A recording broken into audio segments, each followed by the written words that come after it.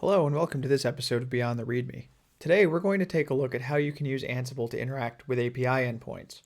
When you think of Ansible, you probably think about configuration management, server setup, or generic orchestration. If you've used Ansible to interact with a web endpoint, it's likely in the context of downloading a package or a resource to a host. However, Ansible's built-in URI module, combined with its JSON parsing capabilities, provides some powerful functionality for dealing with web endpoints, and we're going to take a look at those over the course of this video. Now, to be clear, if you need to write some automation for interacting with a web API, the answer isn't always Ansible. It's often easier to use a language like Python or Go. However, on the other hand, it's common, especially with the modern web and the way we build complex services, to interact with multiple APIs as part of an overall workflow.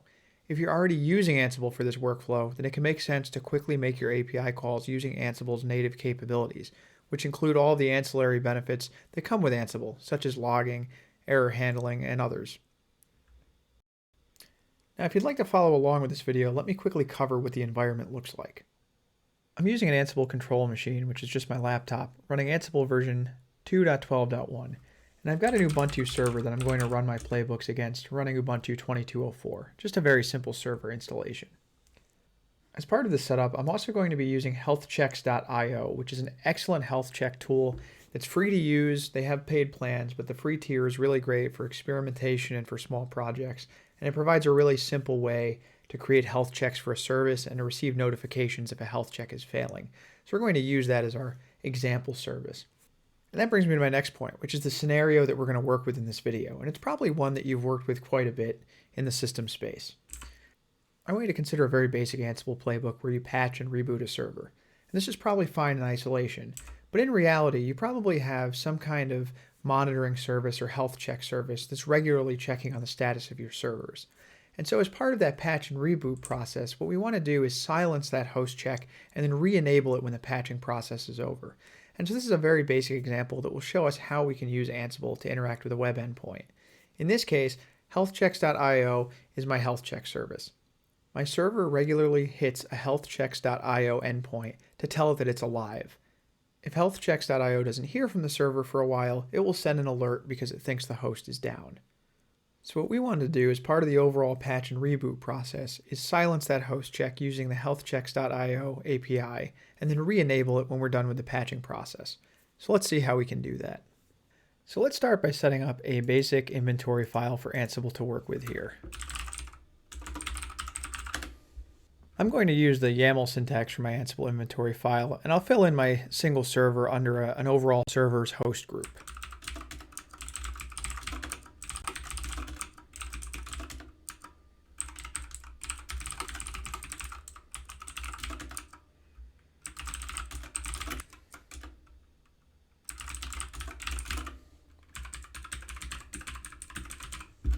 Now that I've got this inventory file in place, let me create a basic playbook.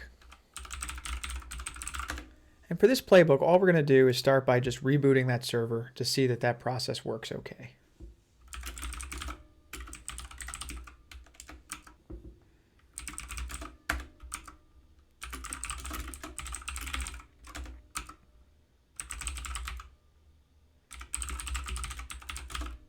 I'm using the built-in reboot module here to perform a reboot with a connection timeout of 30 seconds and a reboot timeout of 30 seconds.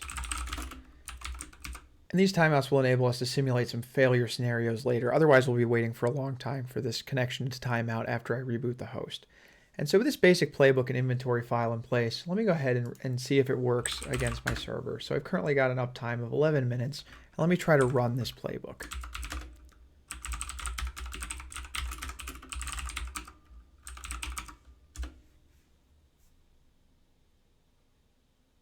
We can see over on the right, when I hit the reboot task, my connection to that server is closed, so it looks like it's executing a reboot. And in a couple of seconds, the playbook will proceed. Now that my playbook is done, I should be able to log back into this server, and I can see that my host has been freshly rebooted. So we know that we're communicating okay from Ansible to our machine that we're trying to manage. All of that looks good. So now let's add in the interesting part of this, the aspect where we're actually going to pause a health check before we reboot the host. So if I come over to my checks, we can see that I have one for Ubuntu server uptime. And this is the check that we're going to look to pause for our experiment here. Now to do this, we're going to use the Ansible URI module, and this is a built-in module in Ansible that lets you interact with web services. And again, if you've used this before, it's probably in the context of downloading a file or something similar. But the URI module is extremely powerful. It can do basically anything that you can do with an HTTP client. And so in this case, healthchecks.io has a management API that enables us to do things like silence checks and resume checks or even create checks, and we'll see that over the course of this video. And you can see one of the API endpoints is for pausing monitoring of a check. And to do that, let's go ahead and take a look at the documentation. We send a post request to this URL, healthchecks.io/API/v2/checks/the check UUID, and then the pause endpoint. And by doing that, it will temporarily pause monitoring of that check until we re-enable it. And you can see the documentation provides an example request using curl, and you can see we need to pass it an API key for this request to work. It doesn't take any other parameters in that API request. So we're actually going to use the Ansible URI module to pass this API key and do all of these tasks. Now to execute this check, I obviously need my check UUID, and we can get that from the list of health checks, and it's this UUID right here at the end of the ping URL for my health check. So let's go ahead and update our playbook to pause the check. So before rebooting the host, I'm going to define a new task here. And that task is going to pause my health check.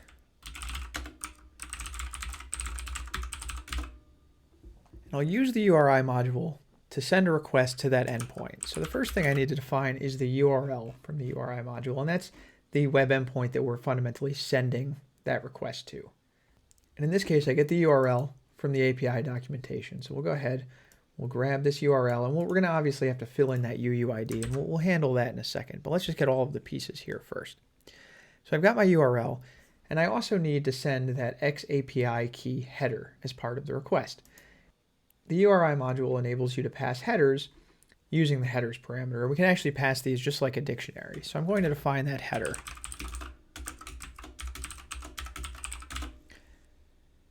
We obviously have to get that header from somewhere. So again, we'll come back to that in a second. We'll fill it in. Let's just get all of the pieces built first.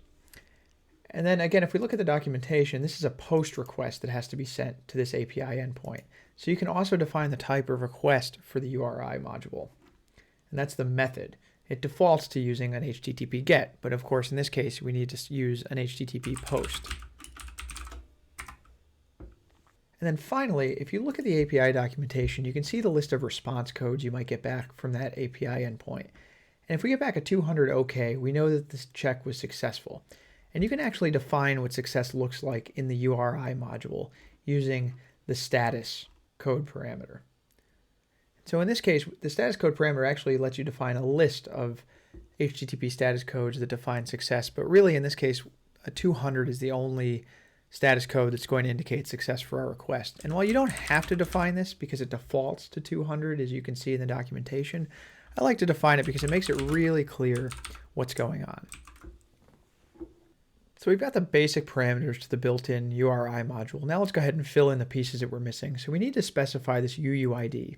And to start with, we're actually just going to grab this UUID as an inventory variable for this host.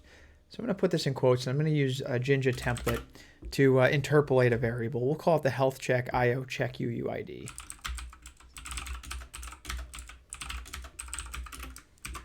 So I'm going to define that UUID, and I'll go over to my inventory file, and I'll define it here on this host as well.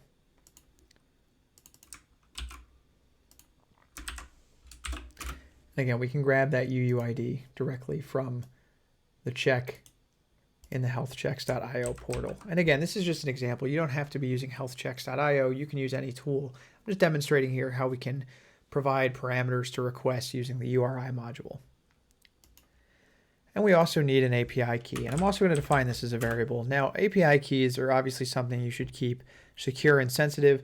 So ideally, you would store this in either Ansible's vault or use some kind of external secret storage. But for the sake of simplicity here, this video isn't about those processes. We're just going to define it as a variable in the playbook. But again, you wouldn't want to do this in practice.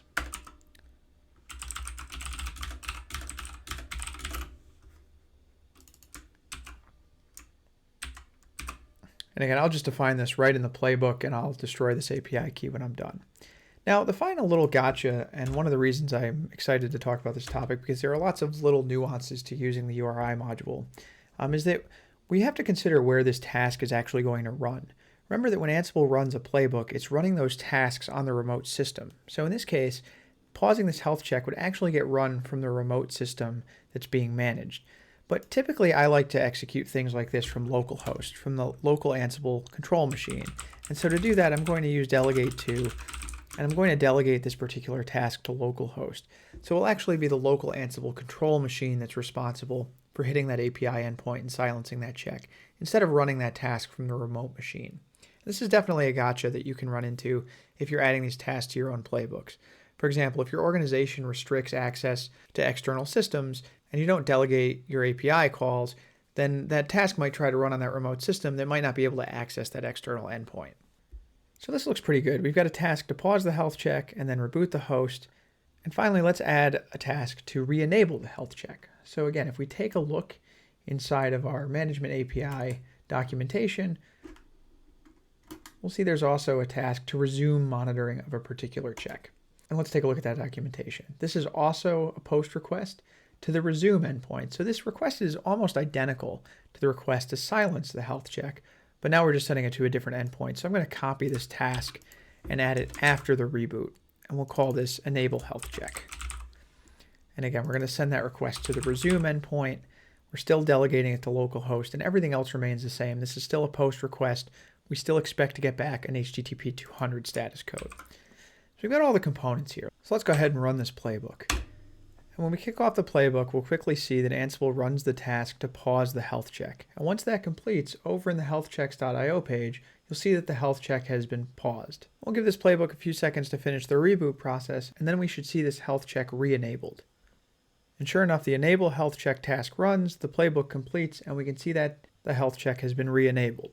So this is a great start, but it's also a bit naive. If rebooting the host failed for some reason, this health check would never get re-enabled, which is probably undesirable.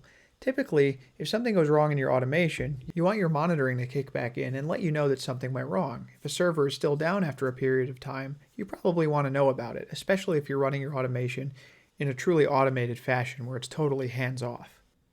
So let me start by demonstrating the problem. To do that, we'll break this server, attempt to reboot it using the playbook, and see how this fails. First, I'm going to come over to my playbook and just add one more timeout at the task level for this particular task on the reboot. I've noticed that occasionally there can be a race condition where the built-in reboot module will attempt to verify the connection after issuing the reboot command. It'll do that immediately before the server has had a chance to reboot, and the result is that a connection hangs while the server is rebooting. So I'm just going to add this timeout to make sure that we absolutely get that reboot timeout to work. And next what I'm going to do is I'm actually going to connect to this server, and I'm going to do something that you should never do on a real production server. I'm going to completely blow away the boot directory, so there's no way for the server to boot anymore. And this will of course break the ability for the server to reboot, and when I run my playbook, the reboot task will fail. So I kick off this playbook, and if we come over to our health checks page, we should see that health check paused after a few seconds. And it looks like it has been paused. And then over on the server, what we'll see is that we've dropped into a grub rescue console because the process of rebooting is broken. So after 30 seconds, this task should time out and the playbook will fail. Now we can see that the reboot task and the playbook have failed, but that check is still paused. So the monitoring for this check would not resume, and I would never get an alert that my host is down. So let's see how we can fix that. First, I'm going to restore my snapshot of this particular host. And now my server should be back up and running, and then we'll make some modifications to this playbook to see how we can avoid this issue. So Ansible provides us with blocks to group tasks together. Blocks are a very powerful way to enact error handling when one of your tasks fails. A block provides a couple of keywords: the block that defines a set of tasks to run, a rescue to define what happens if one of those tasks fails, and then an always to always run a task even if some of the task fails. That always sounds like exactly what we want. We always want to re-enable this health check. So let's see how we can do that. I'm going to go ahead and modify my playbook, and I'm going to define a block.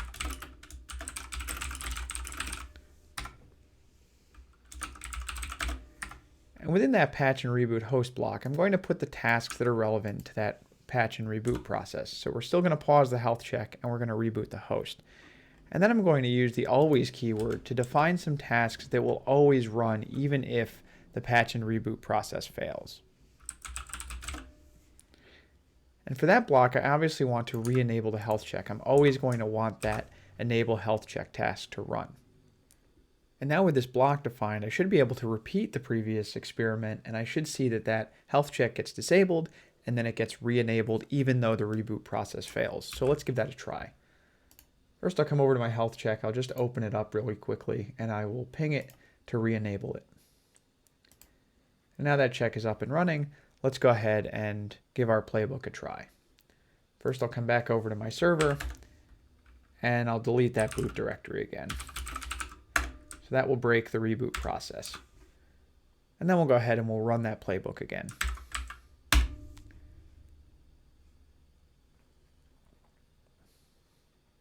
And we can see the health check has been paused, the reboot process is in action, and if I come over to my server console here, I should see that we've dropped into a grub rescue console again because the reboot process is broken. So we'll give that playbook a minute to run.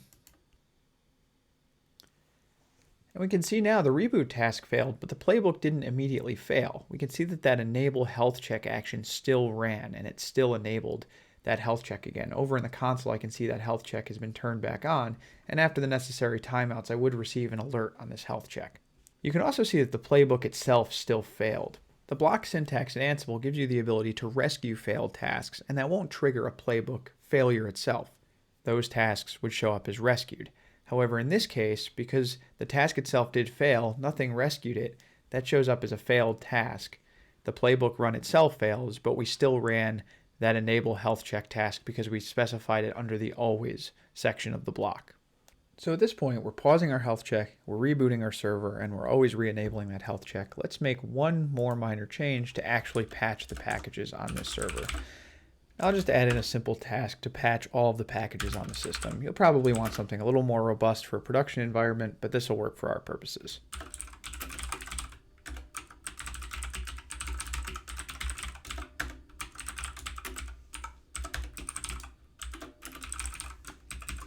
And I'll save that playbook and I'll restore my snapshot from my server to before I broke it, and then we'll test out this playbook.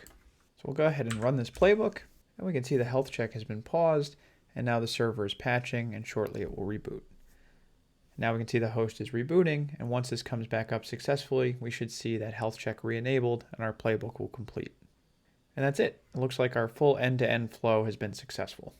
So at this point, we've successfully enabled an end-to-end workflow using Ansible that silences a host in monitoring, patches and reboots it, and then re-enables the monitoring. Let's see if we can extend this just a little bit. What if our host is brand new and that health check doesn't yet exist in our monitoring system? Let's see if we can extend this to actually create the host in monitoring. So now we'll extend our playbook to see if that host exists in our monitoring system. If it does, we'll just silence the host check. If it doesn't, we'll actually create a new check. So let's see how we can do that. So if we take a look at the API documentation for healthchecks.io, we can see there's an endpoint to list existing checks. If we send a GET request to this checks endpoint, we'll get back a JSON response of all of the checks we have defined. So what we'll need to do in this case is get back that list of checks, see if the check for this particular system exists, and if it does, we silence it. If it doesn't, we create a new check. And you can see in that response, we get back the pause and the resume URL as part of that JSON data structure. So when I build something like this, I like to do it iteratively. So I'm actually going to create a new playbook called test.yaml, and we'll use this just to test out some of the basic changes that we're making here before we combine it back together into our main playbook and make everything work end to end. So to start with, I'm just going to send a request to this endpoint and inspect the response I get. So I'll copy my request from my existing playbook and we'll modify it to meet the needs of this playbook. In this case, we're going to get back our list of health checks. And we do that by sending a GET request to the API endpoint that's defined in the documentation.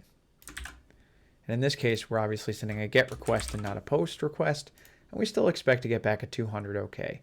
We're still going to delegate this to localhost.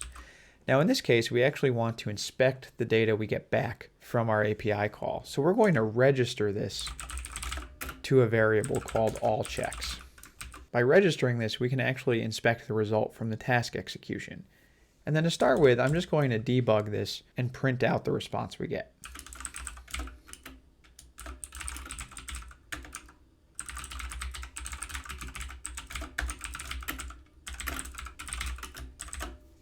So with this in place, let's go ahead and run the playbook.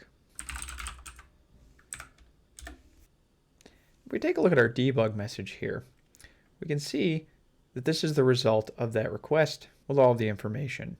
And you see in the JSON section, we actually have that JSON data structure that looks exactly like the expected response in the API documentation. So we can parse this JSON data structure to find the check we're interested in. Now there are a number of ways we could actually do that to find the check we're interested in, but in this case what I'm going to do is just name my checks using a consistent naming structure. And for my naming structure in this case, I'm just going to use the inventory hostname -uptime. So if I come over to my inventory and I grab my inventory hostname here, I'll go ahead and I'll modify my check to match that naming convention. So it'll be the full inventory hostname and then -uptime. And we're going to search the JSON data structure to see if we can find a check that matches that structure. Now to actually search the JSON data structure, I'm going to use a really cool feature in Ansible called the JSON query filter. The JSON query filter lets you use special things called JMES paths to search JSON data structures and return data that we're interested in. You can read more about this in the Ansible documentation. I really just want to demonstrate the idea here that we're able to query the JSON data we get back using Ansible. So in this case, I know that if I get back a successful check, it's going to have a pause URL and a resume URL. So what I'm going to do is look for those inside of the JSON body that match the check I'm interested in. If I can find them, obviously that check exists. So let's start by getting rid of this debug task. And I'm going to create a new task to set the check variables if they exist. And to do this, I'm just going to set new facts on my host. And there are two things I'm interested in. Again, the pause URL and the resume URL.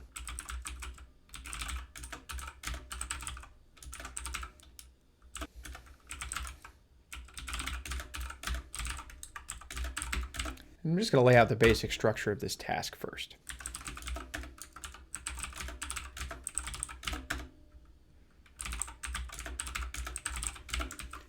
So what I'm going to do here is set two facts, the pause URL and the resume URL. And to do that, I'm going to use this JSON query. So let's start with a pause URL. I'm going to use Jinja, and I'm going to send the JSON section of our check response into that JSON query filter.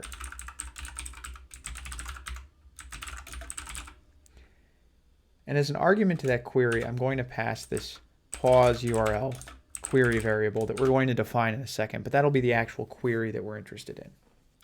So we'll start with this and then we'll define the actual query. Now again, I'm not going to go into the details of how JMES paths work. You can read about those on your own, but they do allow you to query complex JSON data structures to find information. So in this case, I know that within that JSON I have a checks list. So I'm going to query that checks list, and I'm going to look for a check that has a name equal to my inventory host name.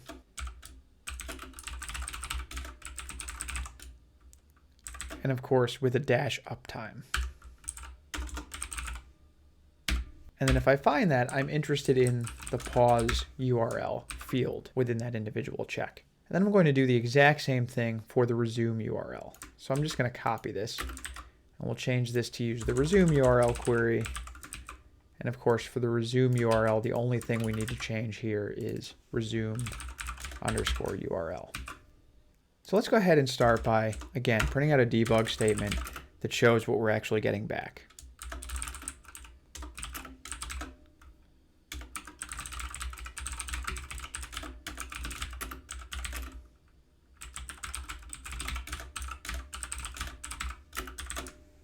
So let's go ahead and run this. We'll print out the pause URL, the results of our JSON query. And you can see here that my playbook ran successfully. It found the check, and we can see the pause URL here. Now you'll notice that this happens to be a list data structure. We actually just want it to be a string. And since we're only ever going to expect one item in this list, we can just send this to the last filter in Jinja to give us the last element in that list. So if I run that again, we can now see I'm getting back a string, and that is the pause URL for my health check. So now all the pieces are in place to find a check if it already exists. What happens if the check doesn't exist? So let me go over to my inventory file, and let me just change the inventory name here to something that doesn't exist yet. If I run this playbook now, I'm going to get a failure. And you can see now that attempting to set those variables fails because my query was unsuccessful. There was no data that matched that query. So now what we need to do is actually figure out how we can create a check. So if we come back over to our health checks API documentation, we can see there is, of course, an API endpoint to create a new check. If we send a post request to that check endpoint with all the necessary request parameters, we can create a new check. So let's go ahead and do that now. First, I'm going to fix my inventory file. I'm going to put that back to normal.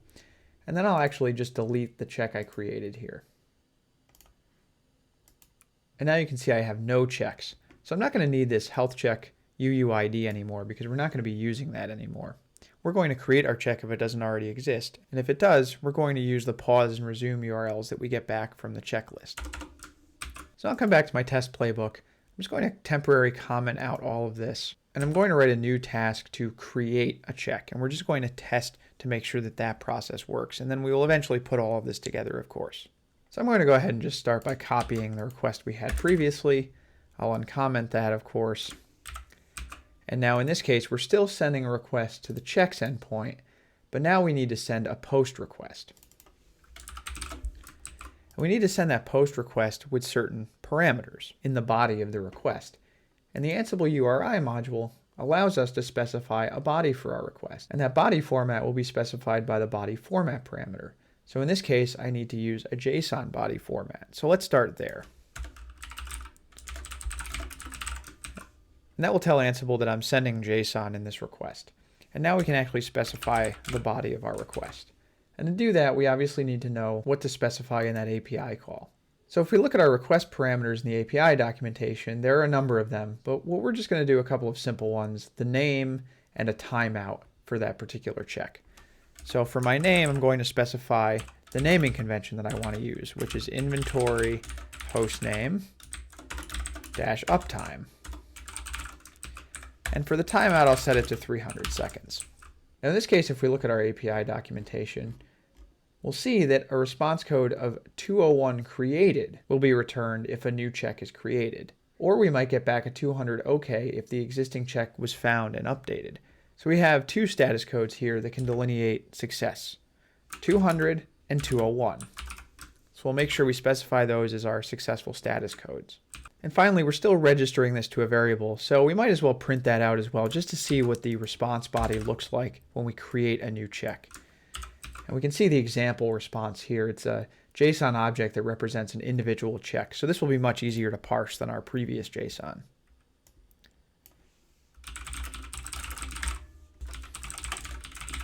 And I'll change the name of that registered variable to match the fact that we're creating the check, and of course change the name of the task as well. Okay, so let's go ahead and give this a try. So I'll come over and run my playbook, and it should only take a few seconds to make this API call. And sure enough, we can see that the playbook ran successfully, and if I refresh the page over on health checks, you'll see I have a new check created that matches the naming convention I've specified. Over here in the JSON that we printed out, we can see a JSON object that looks exactly like what we would expect given the API documentation. And again, we're going to be interested in the pause URL and the resume URL here. So let's go ahead and update our playbook to pull out those two URLs. Once again, I'm going to use a set fact task to parse the JSON and to set a couple of facts relevant to this host.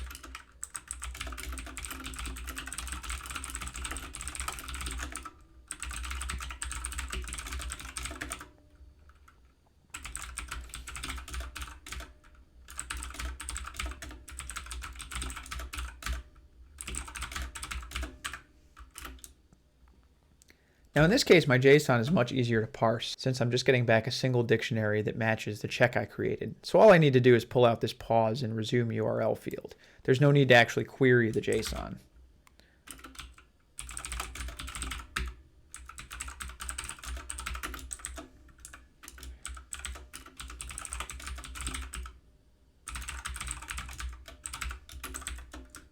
So I can specify those URLs directly.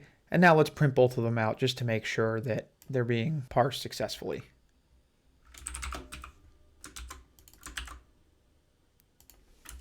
I'll print both of them out here just so we can make sure that both of them are working.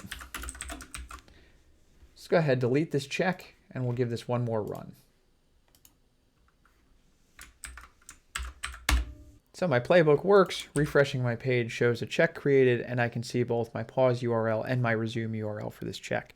So now we more or less have all of the components. We have some tasks to list out all of the health checks and see if one already exists for our host, and we have some tasks to create a check if it doesn't already exist. So let's put all of this together inside of our patching playbook. So first, let's logically think about what we need to do here. First, we need to search all of the checks to find one if it exists. If it doesn't exist, we need to create one. Then we need to patch and reboot our host, and finally we need to enable our health check. So you'll recall that if a check didn't exist, we ended up with a task failure when we tried to set certain variables. So we can use that block construct again to catch that failure and to rescue it. So in our case, for that block, if that check doesn't exist, our rescue tasks can create it. So let's go ahead and create a block that does that.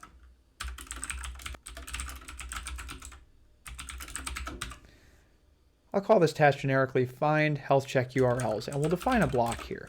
And remember, the first thing we're going to do is search for that check. So let's go ahead and grab all the tasks related to our search activity. And of course, we need to uncomment these and indent them so they're inside of the block. Now, if this is successful, we're all set. We found a check and we've set the relevant check variables for the host. But if this fails, we want to rescue it. And in that case, we want to create a check. So if this fails, it tells us the check doesn't exist and we need to create one. So we'll grab the tasks related to creating the new check.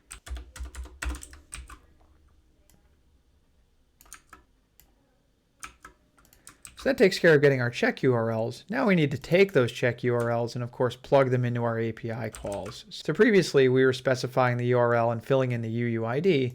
We don't need to do that anymore because we're getting back the actual URL to use for each of these activities from the API. So we'll fill these in as needed. And now we should have a full end-to-end flow. We query the API to see if a check exists. If it does, we're all set. We pause it, we patch and reboot the host, and then we resume it. If that check doesn't exist, we create it, and then we still patch and reboot the host and re-enable the check as needed. Let's go ahead and see this in action. Our check already exists in this case, so let's go ahead and run the playbook. And we can see that we found that check because it exists. We successfully paused that health check, and now we're patching and rebooting that host. We can see the playbook is successfully run, and the check has been re-enabled. So that's great for a check that already exists. Let's go ahead and delete this check and see what happens if the check does not exist. So now when I run my playbook, you can see that getting the check failed, but that was rescued by the tasks to create the new check. And if I refresh my page over here, we can see that new check has been created and it's already been paused. Currently the server is patching and rebooting, and in a few seconds we should see this re-enabled. And we can see the playbook is run to completion and my check has been re-enabled. So at this point, we've enabled a complete end-to-end workflow using Ansible. We're searching a monitoring system to see if a check exists for the host that we're patching. If it doesn't exist, we make sure to create one, and then we pause the health check, we patch and reboot, and we re-enable it at the end. And again, this was a simple and kind of a toy example, but I hope you take away from this is the idea that you can do quite a bit with Ansible to interact with web services. Ansible can interact with basic endpoints by sending basic requests, GET requests, POST requests, etc. Or it can even do more advanced activities like parsing JSON that comes back from a web endpoint and making decisions based on that content. As I mentioned, there are some gotchas. You want to be mindful of where those web requests are running from. I typically delegate them to localhost, but sometimes you may actually want to run them on a remote system.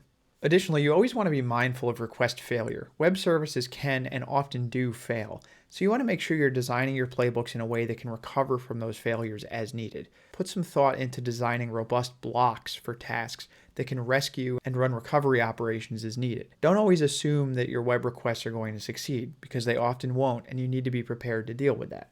So thanks for joining me on this episode of Beyond the README. I hope I gave you some cool ideas about how you can use Ansible to interact with web services inside of your playbooks. If you enjoyed this video, please give it a like, subscribe, and share with your colleagues. I'd really appreciate it. See you on the next video.